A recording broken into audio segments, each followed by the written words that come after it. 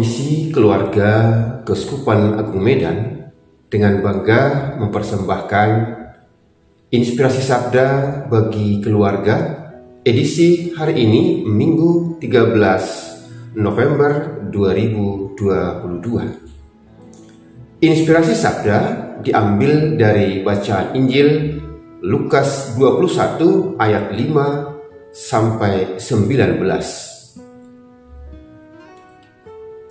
Ketika beberapa orang berbicara tentang Bait Allah dan mengagumi bangunan itu yang dihiasi dengan batu yang indah-indah dan dengan berbagai-bagai barang persembahan, berkatalah Yesus, "Apa yang kamu lihat di situ akan datang harinya di mana tidak ada satu batu pun akan dibiarkan terletak di atas batu yang lain. Semuanya akan diruntuhkan." Dan murid-murid bertanya kepada Yesus, katanya, "Guru, bila manakah itu akan terjadi? Dan apakah tandanya kalau itu akan terjadi?" Jawabnya, "Waspadalah supaya kamu jangan disesatkan, sebab banyak orang akan datang dengan memakai namaku dan berkata, 'Akulah Dia.' Dan saatnya sudah dekat. Janganlah kamu mengikuti mereka. Dan apabila kamu mendengar tentang peperangan dan pemberontakan, janganlah kamu terkejut, sebab semuanya itu harus terjadi dahulu, tetapi itu tidak berarti kesudahannya akan datang segera." Berkata kepada mereka, "Bangsa akan bangkit melawan bangsa dan kerajaan melawan kerajaan, dan akan terjadi gempa bumi yang dahsyat, dan di berbagai tempat akan ada penyakit sampar dan kelaparan, dan akan terjadi juga hal-hal yang mengejutkan dan tanda-tanda yang dahsyat dari langit. Tetapi semuanya itu kamu akan ditangkap dan dianiaya. Kamu akan diserahkan ke rumah-rumah ibadat dan penjara-penjara, dan kamu akan dihadapkan kepada raja-raja dan penguasa-penguasa oleh karena namaku. Hal itu akan menjadi kesempatan bagimu untuk bersaksi. Sebab itu, tetapkanlah di dalam hatimu supaya kamu jangan memikirkan lebih dahulu pembelaanmu. Sebab aku sendiri akan memberikan kepadamu kata-kata hikmat, sehingga kamu tidak dapat ditentang atau dibantah lawan-lawanmu. Dan kamu akan diserahkan juga oleh orang tuamu, saudara-saudaramu, kaum keluargamu dan sahabat-sahabatmu, dan beberapa orang di antara kamu akan dibunuh. Dan kamu akan dibenci semua orang oleh karena namaku. Tetapi tidak sehelai pun dari rambut kepalamu akan hilang. Kalau kamu tetap bertahan, kamu akan memperoleh hidupmu." Demikianlah sabda Tuhan. Terpujilah Kristus. Kalau kamu tetap bertahan, kamu akan memperoleh hidupmu. Bapak, Ibu, saudara dan saudari serta keluarga-keluarga yang terberkati, dalam Injil yang baru saja kita dengarkan, kita diingatkan kepada tanda-tanda alam atau peristiwa-peristiwa yang terjadi dalam kehidupan kita akhir-akhir ini yang memang sudah tercatat di dalam kitab suci. Kita petik misalnya pada ayat 9 ada dikatakan akan terjadi peperangan. Nah, akhir-akhir ini kita juga mendengarkan dan menyaksikan bagaimana terjadinya peperangan antara Rusia dan Ukraina. Dan bahkan peristiwa ini juga mengguncang dunia dan membawa dampak kepada hampir semua negara yang ada di dunia ini. Yang kedua, pada ayat yang ke-9 juga dikatakan akan terjadi gempa bumi.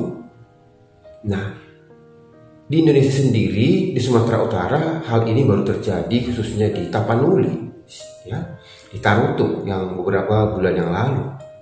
Ini juga mengingatkan kita bahwa ternyata hal ini sudah dituliskan di dalam kitab suci. Nah, kalau kita lihat lagi pada ayat yang ke-11, juga akan terjadi penyakit sampar. Nah, bahkan kalau kita lihat di bumi kita saat ini, berbagai jenis penyakit yang sedang muncul diawali dari corona yang berbagai varian yang berubah-ubah, dan bahkan yang terakhir ini juga ada penyakit gagal ginjal akut untuk anak-anak. Nah, maka ini diingatkan kepada kita, kalaupun semua terjadi, kamu jangan terkejut, karena memang ini sudah tercatat di dalam kitab suci. Bahkan juga di ayat 11 kembali diingatkan akan terjadi kelaparan. Nah, bahkan tentang kelaparan ini banyak prediksi para ahli atau juga para pemimpin-pemimpin negara, termasuk Presiden kita Jokowi, mengingatkan bahwa tahun depan 2023 keadaan resesi dunia, bahkan ada kegelapan. Nah, ini juga mengawaskan kepada kita supaya kita tetap bersiap dan berjaga-jaga. Sebagaimana tadi Tuhan katakan, kalau kamu tetap bertahan, kamu akan memperoleh hidupmu. Nah, Bapak, Ibu, dan saudara-saudara sekalian, dan bahkan di ayat ini juga masih dikatakan, dan akan terjadi juga hal-hal yang mengejutkan dan tanda-tanda yang dahsyat. Ya.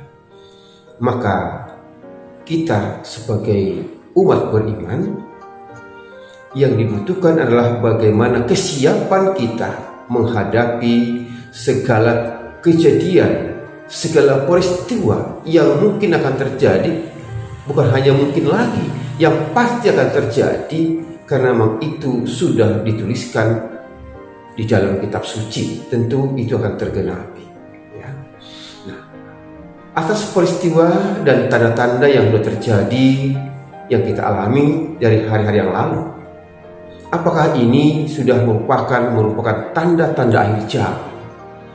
Tentu tadi Yesus berkata dengan jelas, ketika pun itu terjadi, bukan berarti merupakan tanda-tanda zaman akhir itu akan segera.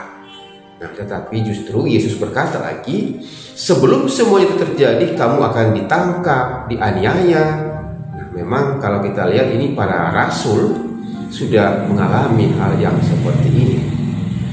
Bapak, Ibu, saudara dan saudara yang terkasih, terkait dengan akan terjadi hal-hal yang mengejutkan dan dahsyat di bumi ini.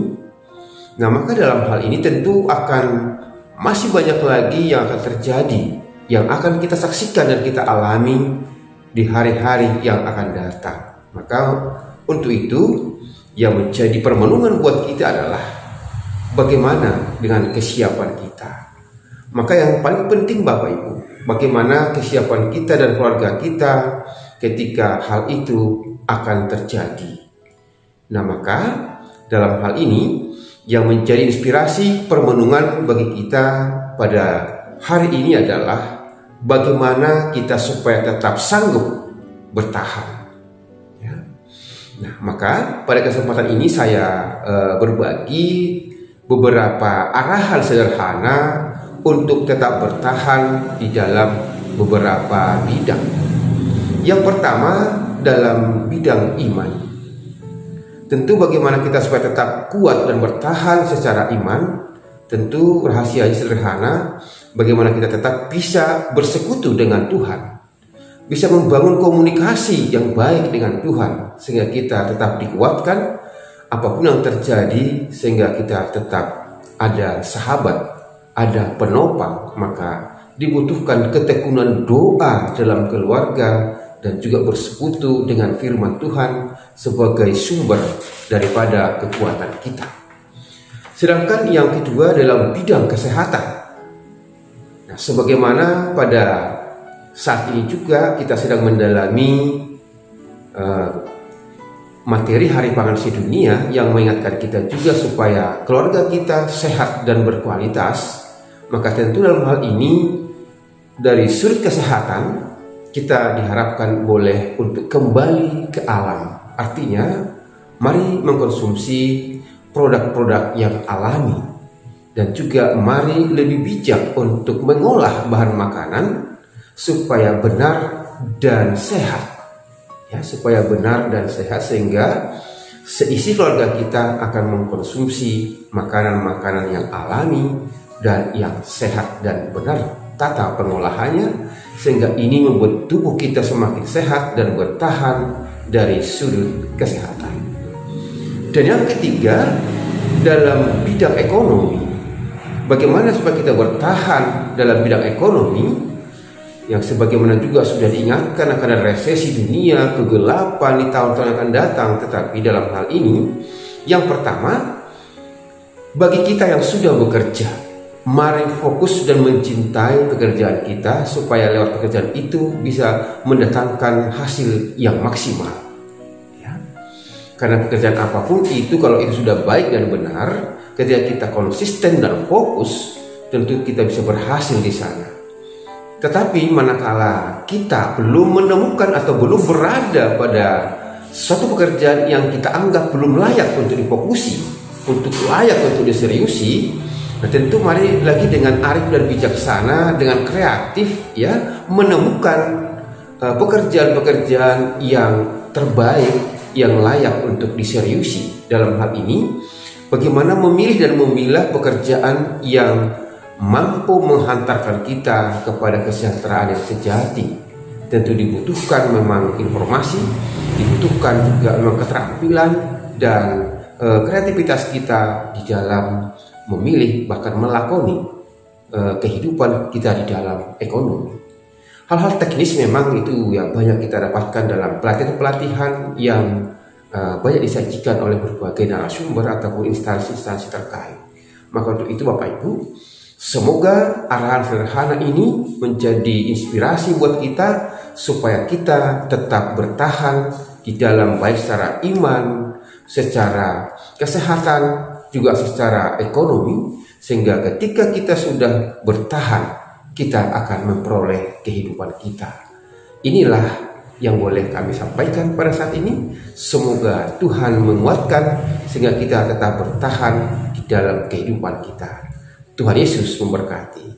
Amin.